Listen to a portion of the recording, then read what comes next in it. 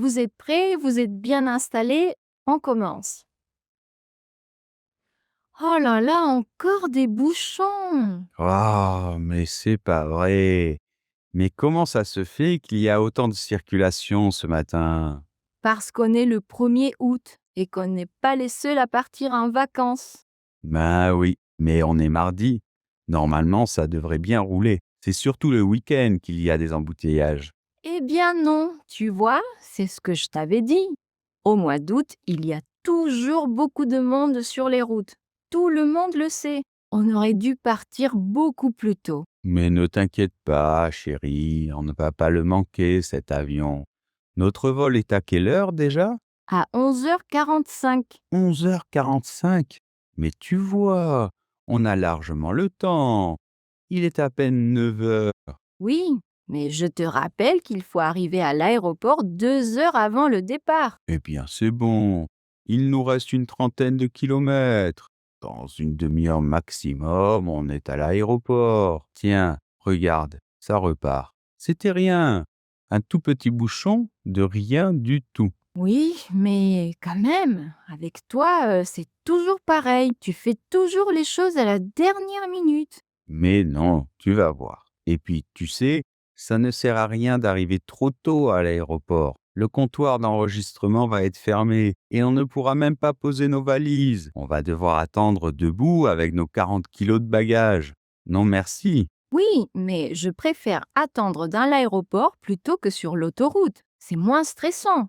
De toute façon, tu es toujours stressé quand on part en voyage.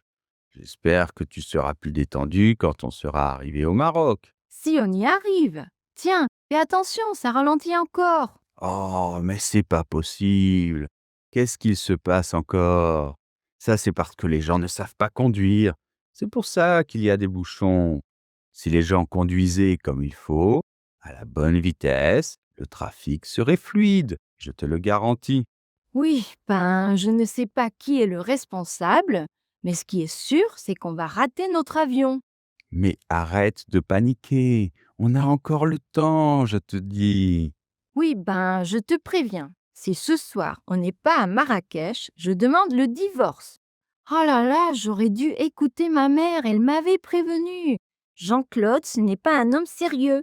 Oh, mais arrête ton cinéma. Si tu continues, je vais y aller tout seul en vacances. Je vais me trouver une jolie Marocaine et voilà.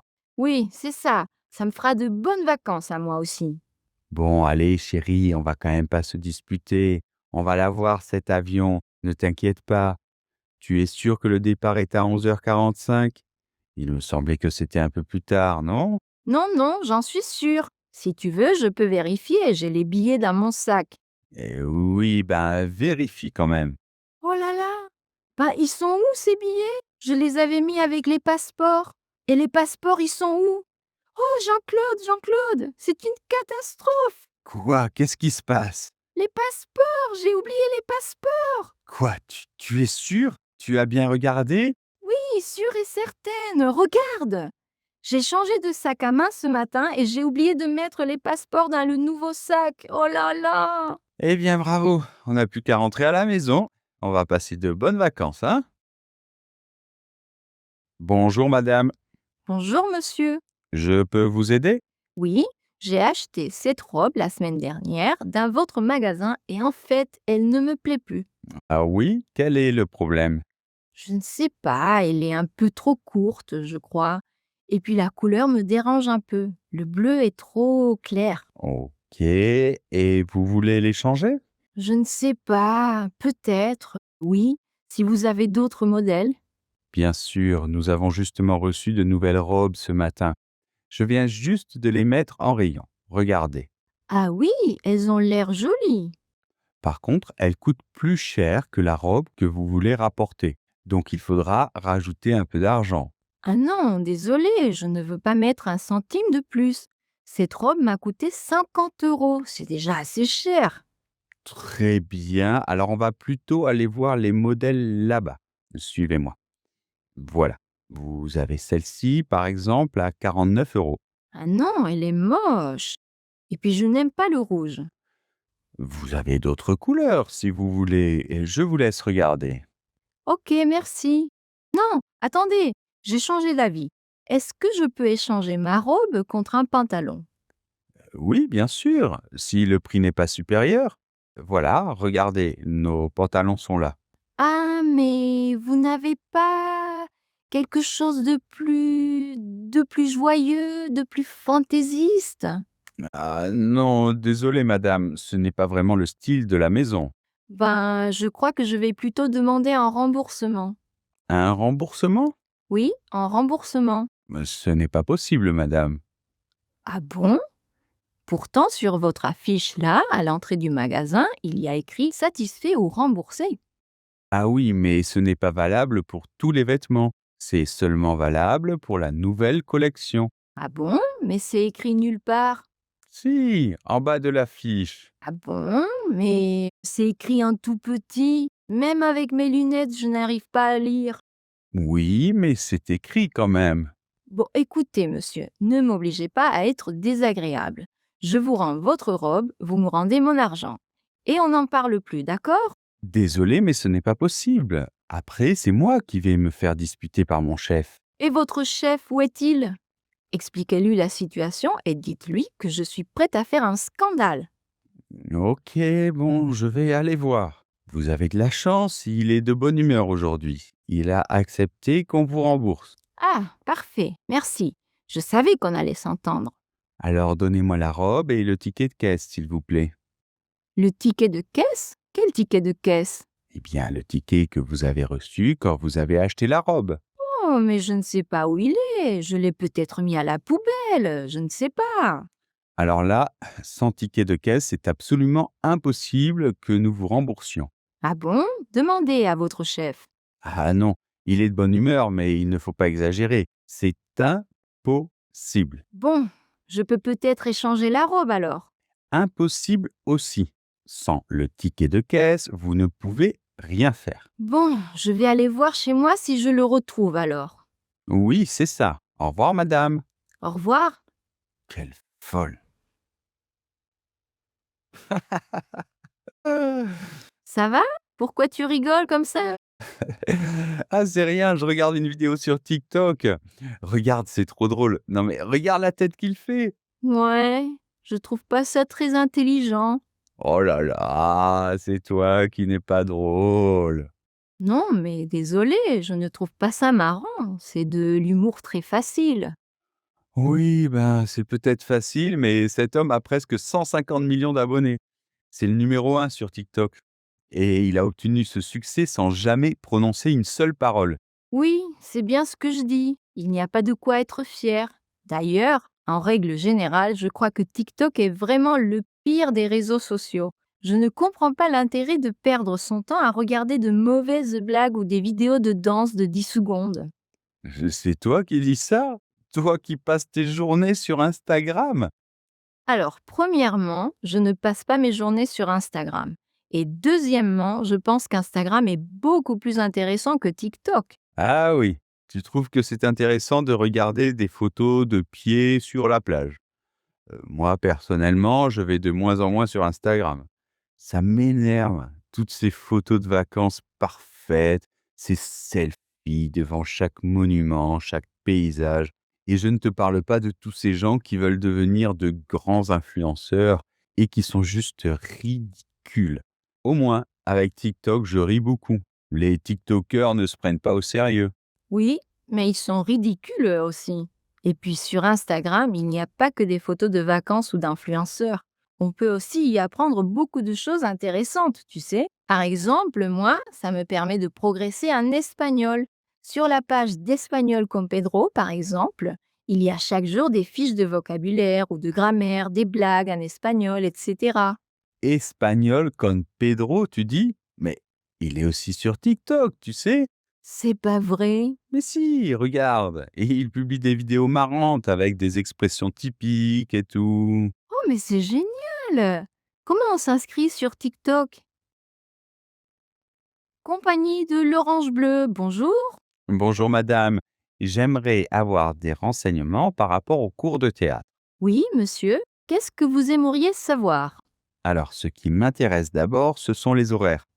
C'est tous les soirs de 18h30 à 20h, c'est bien ça? Oui et non, monsieur. Nos cours ont bien lieu de 18h30 à 20h, mais pas tous les soirs. En fait, ça dépend des groupes. Pour les débutants, c'est le lundi et le mercredi. Et pour ceux qui ont déjà fait du théâtre, c'est le mardi et le jeudi. Donc ça fait 3 heures par semaine, c'est ça? Tout à fait. Et c'est suffisant ça? Comment ça? Eh bien, je veux dire, est-ce que ça suffit 3 heures par semaine? Parce que moi, j'aimerais bien faire du cinéma, devenir un vrai acteur, un acteur professionnel. Ah, dans ce cas, il vaut mieux que vous vous inscriviez dans une école de théâtre. Une école de théâtre? Mais vous n'êtes pas une école de théâtre, vous? Non, monsieur, nous sommes une troupe de théâtre qui propose des cours de théâtre pour les amateurs. Ce n'est pas la même chose. Ah, d'accord. Et est-ce qu'il y a une école de théâtre à Bourges? Eh bien, il y a le conservatoire, mais pour y entrer, c'est très difficile. La sélection est sévère, et si vous n'avez jamais fait de théâtre, vous aurez très peu de chances d'être accepté. Ah mince, bon, je ne suis disponible que le soir, après le travail. Ah, dans ce cas, nos cours devraient être parfaits pour vous. Et j'espère. Et comment ça se passe exactement? Il y a des professeurs? Oui, oui, les participants sont encadrés par des comédiens professionnels qui leur permettent de se familiariser avec les différents aspects du jeu d'acteur. La diction, la respiration, la confiance en soi, la maîtrise de ses émotions. Ah, c'est bien tout ça. C'est très bien. Et donc après, on peut faire du cinéma? Pourquoi pas? Mais pour être honnête avec vous, ce n'est pas l'objectif principal. Le but, c'est avant tout de se faire plaisir, de passer un beau moment de détente et de partage. Oui, c'est bien joli tout ça, mais bon, pour tout vous dire, moi je n'ai plus vraiment le temps de m'amuser. J'ai 44 ans, ça fait plus de 25 ans que je conduis des camions et j'aimerais bien changer de métier. Je voudrais une profession qui rapporte de l'argent, un métier avec un gros salaire. Alors, j'ai pensé au cinéma, parce que mes copains disent que j'ai un physique d'acteur. Et c'est vrai que je ressemble un peu à Gérard Depardieu, et j'ai le même nez que lui. Mais moi, mon idole, c'est Jean Reno. Et j'ai vu que lui aussi avait commencé par le théâtre. C'est pour ça que je voudrais prendre des cours de théâtre chez vous. Ah oui, d'accord. Bon, c'est vrai que presque tous les acteurs de cinéma ont commencé leur carrière sur les scènes de théâtre. Voilà, c'est ce qu'on m'a dit. Mais je vous avoue que moi, le théâtre, je n'aime pas trop. J'y suis allé une fois et je m'y suis vraiment ennuyé. Je préfère le cinéma, les films d'action. Vous avez vu Léon? Oui, c'est un bon film. Un très bon film, oui. C'est mon film préféré. Et Le Grand Bleu aussi, vous connaissez? Jean Reno l'a tourné quand il avait 40 ans. C'est pour ça. Je pense que moi aussi, j'ai une chance de réussir au cinéma, malgré mes 44 ans. Oui, bien sûr, monsieur, il faut croire en ses rêves. Exactement, madame. Alors, c'est quand le premier cours? Alors, les cours commencent la semaine prochaine, lundi. Très bien. On se voit lundi alors. Il faut payer en avance? Non, ce n'est pas nécessaire. Le premier cours est gratuit. Comme ça, si ça ne correspond pas à vos attentes, vous ne serez pas obligé de continuer. Parfait, madame. À lundi alors. Au revoir, monsieur.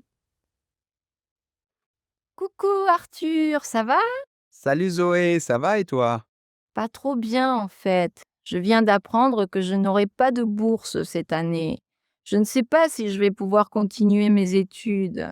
Mais comment c'est possible? Tu as toujours été boursière, non? Oui, mais les critères ont changé cette année. Et maintenant, je n'ai plus droit à la bourse. 240 € à moins tous les mois, ça fait beaucoup. Je ne sais pas comment je vais payer mon loyer. Peut-être que je vais devoir retourner vivre chez mes parents. Mais non, arrête d'être pessimiste. Ce n'est pas la fin du monde non plus. Tu peux trouver un petit job, et voilà. Mais je n'ai jamais travaillé de ma vie. Je ne sais pas ce que je peux faire. Bon, il y a plein de possibilités pour les étudiants. Tu peux travailler au McDo, par exemple. Au McDonald's? Mais tu es fou! Sophie y a travaillé l'année dernière et elle m'a dit que c'était très stressant. En plus, les horaires ne sont pas fixes. Ils changent chaque semaine. Moi, j'ai besoin de quelque chose de stable. Bon, peut-être que tu peux faire caissière alors. Tu te souviens de Quentin? Il travaille au Monoprix tous les soirs, 20 heures par semaine. Le salaire est correct et les collègues sont plutôt sympas. Et il a toujours des anecdotes marrantes sur les clients. Ah oui, mais 20 heures par semaine, c'est trop pour moi. Je veux garder du temps pour étudier. Oh là là, qu'est-ce que tu es difficile. Désolée, mais on n'a pas tous la chance comme toi d'avoir des parents riches. Bon, ben, tu peux faire du babysitting sinon, chez des gens riches, comme tu dis. Moi, garder des enfants? Impossible. C'est une trop grande responsabilité. Mais non, il n'y a rien de plus facile. Tu arrives chez les gens en début de soirée, tu mets un dessin animé aux enfants et ensuite tu les mets au lit. Après, c'est à ton tour de regarder tranquillement la télé en attendant le retour des parents. Et si tu veux, tu peux même étudier pendant que les enfants dorment. C'est de l'argent facile à gagner. Oh, mais ça, c'est dans les séries américaines. Dans la vraie vie, ça ne se passe pas comme ça. Les enfants n'écoutent rien, ils refusent d'aller se coucher, et toi, tu n'as aucune autorité sur eux. Ah ça non, babysitter, non merci. Ok, j'ai compris. Alors écoute, si tu n'aimes pas travailler avec les jeunes enfants, tu peux travailler avec les plus grands. L'aide aux devoirs, c'est bien, non? Tu aides un collégien ou un lycéen à faire ses devoirs pendant 1 heure ou 2. C'est très bien payé en plus. Ah oui, mais il faut quand même certaines compétences. Bien sûr, mais tu es étudiante en master de mathématiques, n'est-ce pas? J'imagine que tu es capable d'aider un enfant de 15 ans à faire ses devoirs de maths. Oui, peut-être, mais je ne sais pas si je suis une très bonne pédagogue. Mais tu veux devenir prof, n'est-ce pas? Ben oui, Eh bien, c'est l'occasion parfaite de t'entraîner et de tester tes compétences pédagogiques. oui, tu as peut-être raison. Merci Arthur. Je t'en prie, tu me donneras 10% de ce que tu gagnes. Tu peux toujours rêver. Bonjour madame. Bonjour, est-ce que vous avez un plan de la ville, s'il vous plaît? Oui, bien sûr, voilà. C'est la première fois que vous venez à Lyon? Oui, et je dois vous dire que je suis un peu perdue. Je ne sais pas par où commencer. Il y a tellement de choses à voir. Ah oui, c'est sûr que c'est une grande ville. Tout dépend de ce que vous aimez faire. Quel genre d'activité recherchez-vous? Je ne sais pas. Pour commencer, je voudrais visiter un peu la ville à pied, si c'est possible. Oui, bien sûr. Alors pour commencer, je vous conseille évidemment le Vieux Lyon. C'est le quartier le plus ancien de la ville. C'est très joli, très pittoresque. Et il y a beaucoup de rues piétonnes. C'est parfait pour se balader. Il faut beaucoup de temps pour visiter ce quartier? Ça dépend de votre rythme. Si vous voulez vraiment tout faire, tout voir, ça peut prendre beaucoup de temps. Il y a là-bas plusieurs églises et plusieurs musées, comme le musée miniature et cinéma ou le musée des arts de la marionnette. Ah non, merci, il y a un très beau soleil aujourd'hui, je préfère rester dehors. Je vous comprends, madame. Dans ce cas, je vous conseille aussi de vous promener sur les bords du Rhône ou, si vous avez vraiment envie de marcher, d'aller jusqu'au parc de la Tête d'Or. C'est loin d'ici? Environ une demi-heure de marche, mais c'est un parc magnifique, l'un des plus grands parcs urbains de France. Il y a un lac, un jardin botanique, un zoo. C'est parfait pour profiter d'une belle journée comme aujourd'hui. Et pour manger, qu'est-ce que vous pouvez me conseiller? Oh, alors là, vous avez vraiment le choix. Vous savez que Lyon est réputé pour sa gastronomie. C'est bien simple, c'est la ville de France où l'on mange le mieux. Il y a 15 restaurants étoilés au guide Michelin dans la ville. Ah oui, mais moi je pensais à quelque chose de plus modeste, quelque chose de pas trop cher. Bien sûr, madame, je comprends. Dans ce cas-là, je vous conseille d'aller dans un bouchon. Un bouchon? Oui, c'est un type de restaurant spécifiquement lyonnais. On y mange des plats traditionnels de la ville, comme les quenelles, dans une ambiance très conviviale. Et les prix sont abordables. Vous pourrez y déjeuner pour moins de 20 €. Ah bah merci du conseil. Et où est-ce que je peux trouver ces bouchons? Parce que je crois que j'ai déjà faim. Alors il y en a dans toute la ville, mais les meilleurs, selon moi, se trouvent ici, dans le quartier de la Croix-Rousse. Et c'est encore un peu tôt pour aller déjeuner. Il est 10 heures du matin. Ah oui, vous avez raison. Bon, eh bien, je vais aller visiter le Vieux Lyon et j'irai manger après. Merci, monsieur. Merci à vous, madame. Bon séjour à Lyon. Tu as vu, le pot de départ de Bernard aura lieu vendredi prochain. Oui, j'ai vu ça. Il y en a qui ont de la chance. Moi aussi, j'aimerais bien partir à la retraite. Malheureusement, il me reste encore 23 ans à travailler.